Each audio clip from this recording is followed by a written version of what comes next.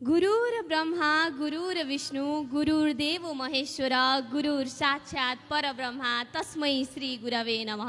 धन्यवाद कार्यक्रम सञ्चालक ज्यू। शान्तिका अग्रदूत गौतम बुद्धको देश, माछा पुछ्रीको फेद, फेवा तालको काख, मुक्तिनाथको द्वार र सेती नदीको सङ्गमको रूपमा रहेको यस पवित्र अनि दिव्य भूमिमा आयोजना भइरहेको ऐतिहासिक महत्त्व बोकेको गरिमामय कार्यक्रमका श्रद्धेय सभाध्यक्ष महोदय, प्रमुख अतिथिज्यू, विशिष्ट अतिथि अतिथिगण, हातमा कापी र कलम लिएर निष्पक्ष निर्णय गर्न बस्नुभएका नायक मण्डल, विजयको अभिलाषामा आउनुभएका प्रतिस्पर्धी मित्रहरू, चेतनाको प्रति कलमलाई गति प्रदान गर्ने पत्रकारजीहरू र समुपस्थित सम्पूर्ण सम्मानित महानुभावहरूमा म क्रिस्टिना पराजुलीको हार्दिक नमन तथा न्यानो अभिवादन। समयको महत्त्वलाई मनन गर्दै म सनातन संस्कृति गण्डकी कोठी होम र हामी विद्यार्थी शीर्षकात्मक वक्तव्यमा आफ्ना भनाइहरू राख्नका निम्ति यस गरिमामय कार्यक्रमका श्रद्धेय सभाध्यक्षज्यूसँग अनुमति माग्दछु। विश्वकै सबैभन्दा पुरानो र वैज्ञानिकता, आध्यात्मिकता, नैतिकता र प्रकृतिसँगको समरसतामा आधारित जीवन पद्धति हो सनातन संस्कृति। सनातन शब्द स्वयंमा नै एक अटल, शाश्वत, अपरिवर्तनीय र चिरकालिक सत्यको प्रतीक हो, जो कुनै समय वा सीमाभन्दा परको त्यस्तो सत्य हो जसले पृथ्वीको आरम्भदेखि आजसम्मको मानव सभ्यतालाई उज्यालो मार्ग देखाउँदै हाम्रो जीवनको गतिशील यात्रालाई आलोकित पारेको छ। हाम्रो सनातन संस्कृति दिएका अनुपम अमूल्य उपहारका रूपमा रहेका वेद, उपनिषद, स्मृति, पुराण र शास्त्रहरूमा वर्णित ज्ञान केवल धार्मिक मात्र नभएर हाम्रो व्यावहारिक जीवनका लागि अत्यन्तै महत्त्वपूर्ण मार्गदर्शन हुन्।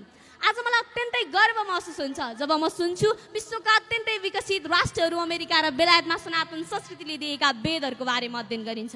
आज मलाई अत्यन्तै खुसी महसुस हुन्छ जब म सुन्छु विश्वका अत्यन्तै चर्चित विश्वविद्यालयहरूमा दक्षिण एसियामा व्याप्त हाम्रो सनातन संस्कृति गहन अनुसन्धानका विषयवस्तु बनेका छन्।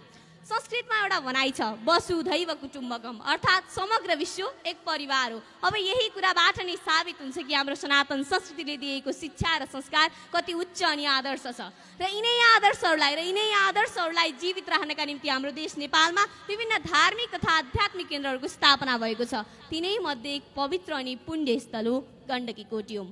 गण्डकी कोठी होम हाम्रो सनातन चेतनाको त उज्यालो दीप हो, जो केवल एक धार्मिक केन्द्रको रूपमा नभइकन एक विश्वविद्यालय जस्तै हो, जस मार्फत नैतिकता, चरित्र निर्माण र एक मानव भएर मानवताका कर्तव्यहरू कसरी पूरा गर्ने लगायत सनातन संस्कृतिले दिएका शिक्षा र संस्कारलाई संसार समक्ष उजागर गरिएको छ।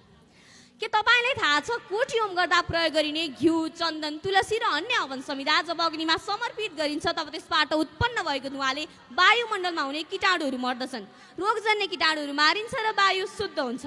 म यसै सन्दर्भमा भगवत गीताको तेस्रो अध्यायको 14औं श्लोकको स्मरण गर्न चाहे, जहाँ भनिएको छ कि अन्नाद भवन्ति भूतानि पर्जन्याद अन्न सम्भव यज्ञात भवति पर्जन्यो यज्ञ कर्म समुद्भव, अर्थात् समग्र प्राणीहरूको उत्पत्ति अन्नबाट हुन्छ, अन्नको वृष्टिबाट, वृष्टि यज्ञबाट हुन्छ र यज्ञ कर्मद्वारा नै सम्भव छ। साँच्चै नै यसका अतिरिक्त जब मन्त्रहरू उच्चारण गरिन्छ तब त्यसबाट उत्पन्न भएको ध्वनि तरङ्गले मानव मस्तिष्कमा निकै नै सकारात्मक प्रभावहरू पार्दछ, जसले ध्यान केन्द्रित गर्न, मानसिक तनाव घटाउन र भावनात्मक सन्तुलनमा समेत महत्त्वपूर्ण भूमिका खेलेको हुन्छ। यसै गरी ओम ध्वनि र यज्ञ मन्त्रहरू जब सही तरिकाले उच्चारण गरिन्छ तब त्यसबाट उत्पन्न भएको ध्वनि तरङ्गले 7 देखि 8 हर्जसम्मको कम्पन पैदा गर्दछ, जुन पृथ्वीको नैसर्गिक आवृत्तिसँग मेल खान्छ, जसले पृथ्वी र मानव समुदाय बीचको समन्वय कायम गर्दछ। यज्ञमा हुने प्रत्येक आहुतिमा त्याग, समर्पण र प्रकृतिसँगको सहअस्तित्वको भावना लुकिएको हुन्छ र यस्तै पवित्र अनुष्ठानहरूबाट हामी विद्यार्थीहरूले प्रकृति प्रेम अर्थात् प्रकृतिका पञ्चतत्त्वहरूको रूपमा रहेका पृथ्वी, जल, अग्नि, वायु र आकाशप्रतिको श्रद्धा, क्षमाशीलता, सहिष्णुता, शालीनता र भगवत गीताले सिकाएको महत्त्वपूर्ण कर्मयोग कर्म गर फलको आशा नगर जस्ता ज्ञानगुणका कुराहरू हासिल गर्न सक्छौँ र गरि पनि रहेका छौँ। हामी सबैलाई अवगत भएकै कुरा हो कि मानव जीवनको अत्यन्तै सुन्दर अविस्मरणीय समय भनेको विद्यार्थी जीवनको समय हो, तर केवल किताबी ज्ञानले मात्र एक विद्यार्थी असल र आदर्श विद्यार्थी कदापि बन्दैन। एक विद्यार्थीले प्राप्त गरेको ज्ञान तब मात्र पूर्ण हुन्छ जब त्यो संस्कारसँग मिसिएर व्यवहारमा रूपान्तरित हुन्छ र त्यो आधार सनातन संस्कृति नै हो, जसले मानिसको गर्भ अवस्थादेखि वृद्ध अवस्थासम्मको समयलाई सन्तुलित, उद्देश्यपूर्ण र अनुशासित बनाउने मार्ग देखाउँछ। हाम्रो देश नेपालमा हुने विभिन्न सनातन संस्कृतिका अनुष्ठानहरूबाट हामी विद्यार्थीले नैतिकताको गहिरो शिक्षा प्राप्त गर्न सकिन्छ।